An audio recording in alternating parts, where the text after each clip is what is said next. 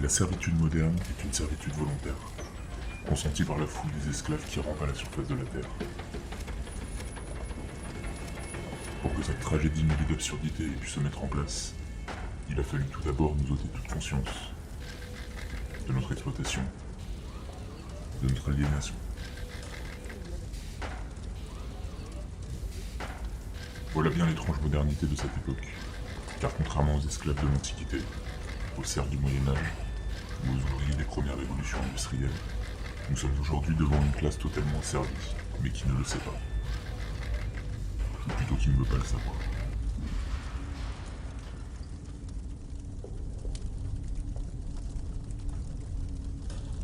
Ainsi, nous ignorons la révolte, qui devrait être la seule réaction légitime des exploités. Nous acceptons sans discuter la vie pitoyable que l'on nous a construite, et le décor de ce monde devient la prison dans laquelle il nous faudra vivre. Un monde sordide, sans saveur ni odeur, qui porte en lui la misère du mode de production dominant.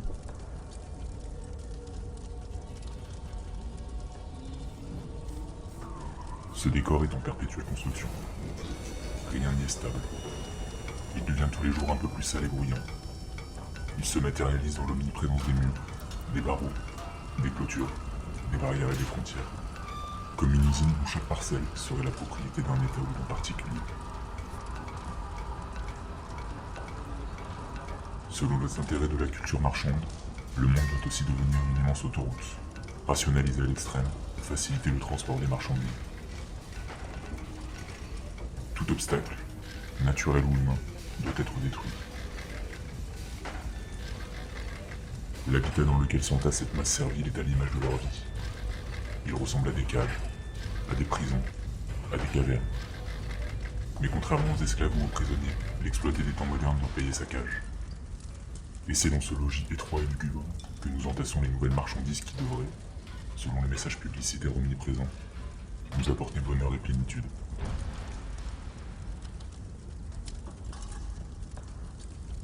Ce n'est plus la demande qui conditionne l'offre, mais l'offre qui détermine la demande. C'est ainsi que de manière périodique, de nouveaux besoins sont créés qui sont vite considérés comme des besoins vitaux par l'immense majorité de la population. Ce fut d'abord la radio, puis la voiture, la télévision, l'ordinateur et maintenant le téléphone portable. Toutes ces marchandises, distribuées massivement en un laps de temps très limité, modifient en profondeur les relations humaines. Elles servent d'une part à isoler les hommes un peu plus de leurs semblables, et d'autre part à diffuser les messages dominants du système. Et les choses qu'on possède finissent par nous posséder.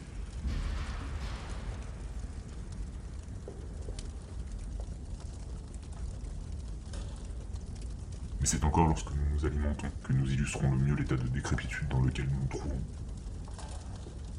Disposant d'un temps toujours plus limité pour préparer la nourriture que nous ingurgitons, nous en sommes réduits à consommer à la va-vite ce que l'industrie agrochimique produit.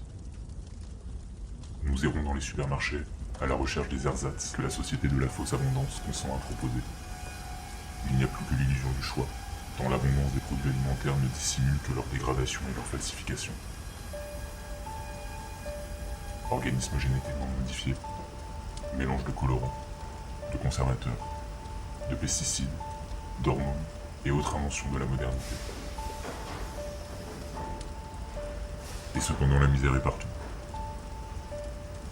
Dans un système qui érige l'inégalité comme critère de progrès, même si la production agrochimique est suffisante pour nourrir la totalité de la population mondiale, la faim ne devra jamais disparaître. Le pillage des ressources de la planète, la production d'énergie ou de marchandises, les rejets et autres déchets de la consommation ostentatoire hypothèquent gravement les chances de survie de notre Terre et des espèces qui la peuplent.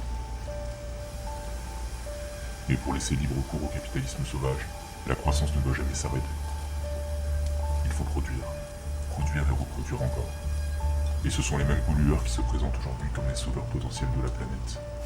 Ces imbéciles de show business, subventionnés par les firmes multinationales, essaient de nous convaincre qu'un simple changement de nos habitudes de vie suffirait à sauver la planète du désastre. Et pendant qu'ils nous culpabilisent, ils continuent à polluer sans cesse notre environnement et notre esprit. Ces pauvretesses pseudo-écologiques sont reprises en cœur par tous les politiciens véreux à coups de slogans publicitaires. il se garde bien de proposer un changement radical dans le système de production. Il s'agit, comme toujours, de changer quelques détails pour que tout puisse rester comme avant. Car pour entrer dans la ronde de la consommation frénétique, il faut de l'argent. Et pour avoir de l'argent, il faut travailler. C'est-à-dire se vendre.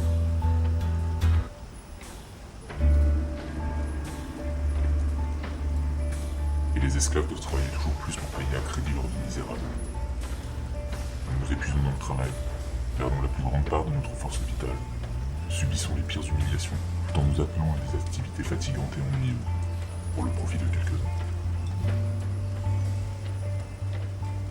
L'invention du chômage moderne est là, pour nous effrayer et nous faire remercier sans cesse le pouvoir de ce monde généreux.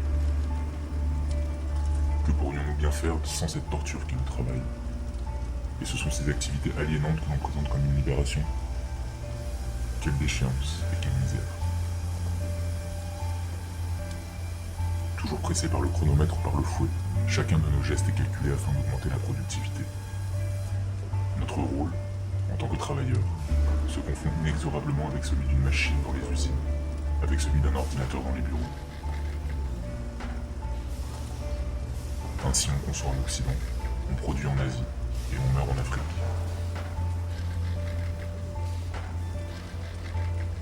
Pourtant, la dégradation généralisée de notre environnement, de l'air que nous respirons et de la nourriture que nous consommons, le stress de nos conditions de travail et de l'ensemble de nos vies sociales sont tous à l'origine des nouvelles maladies de l'esclave moderne.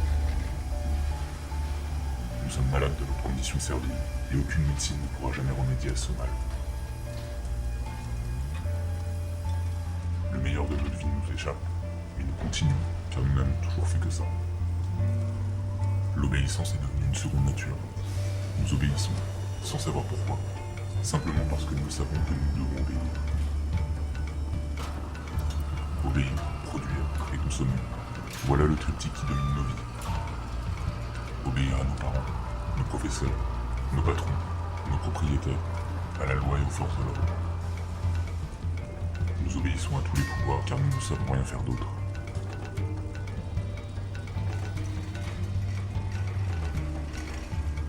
Comme tous les êtres opprimés de l'histoire, l'esclave moderne a besoin de sa mystique et de son Dieu pour anesthésier le mal qui le tourmente et la souffrance qui l'accable.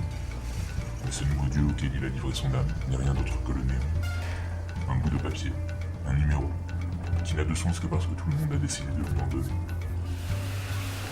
C'est pour ce nouveau Dieu que nous étudions, travaillons, nous battons et nous vendons. C'est pour ce nouveau Dieu que nous avons abandonné toute valeur, que nous sommes prêts à faire n'importe quoi, car nous sommes persuadés qu'il n'existe pas d'alternative à l'organisation du monde présent. Nous sommes résignés car nous pensons qu'il ne peut y en avoir d'autre. C'est bien là que se trouve la force de la domination présente. Entretenir l'illusion que ce système, qui a colonisé toute la surface de la Terre, est la fin de l'histoire.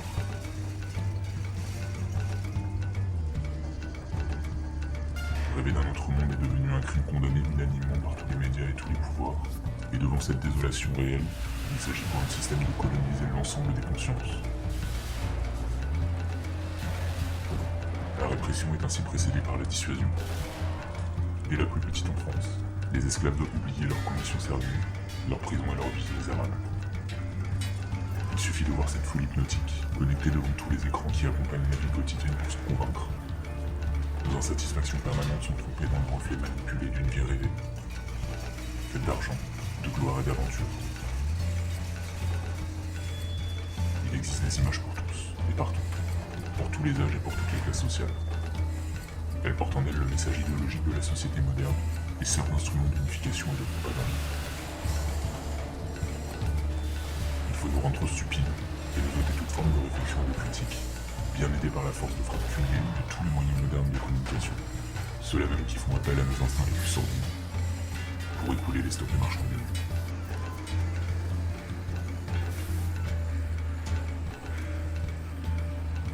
Et c'est encore la femme, doublement esclave dans la société présente, qui en paie le prix fort, tant elle est réduite à être un simple objet de consommation.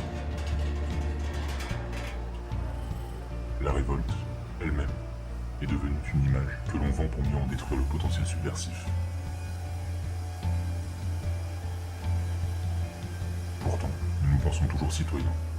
Nous croyons voter et décider librement qui doit conduire nos affaires. comme s'il y avait encore le choix. Nous n'en avons conservé que l'illusion.